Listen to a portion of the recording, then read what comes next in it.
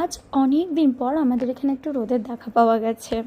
হ্যাঁ, অনেক দিন পর প্রায় একটু রোদের দেখা পাওয়া গেছে। টানা এত পরিমাণ বৃষ্টি হচ্ছিল যে একদম আর ভালো লাগছিল না।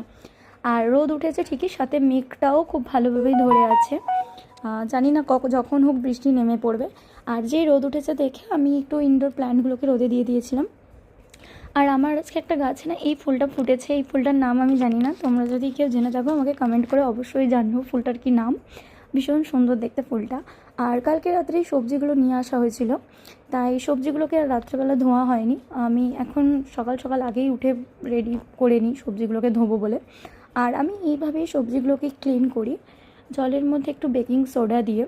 দেখবে এইভাবে ক্লিন করলে না সবজিগুলো অনেক ভালো পরিষ্কার হয় আর অনেক নোংরা বেরোয়। তোমাদেরকে দেখাচ্ছি, দেখো কতটা পরিমাণ নোংরা জলটা বেরিয়েছে। আর এইভাবে তারপরে আমি ধুয়ে এগুলো পরিষ্কার করে এই বাস্কেটের মধ্যে ফ্রিজে রাখি। কিন্তু এগুলোকে সবজিগুলোকে ভালো করে কিন্তু শুকনো করতে হবে বা মুছে নেবে, যাতে একটু জল না থাকে, তাহলে কিন্তু ফ্রিজে রাখলেও নষ্ট হয়ে যাবে।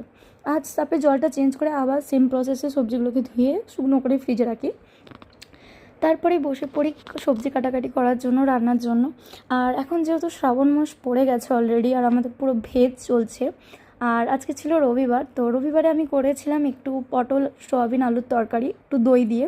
বেশ সুন্দর টেস্ট হয়েছিল খেতে, ভীষণ ভালো লাগছিলো খেতে। আর ঘন্ট করেছিলাম একটু সব রকম সবজি দিয়ে, এটাও দারুণ খেতে হয়েছিলো। উচ্ছগুলোকে নুন জলে একটু ভিজিয়ে রেখে তারপরে ভেজেছিলাম।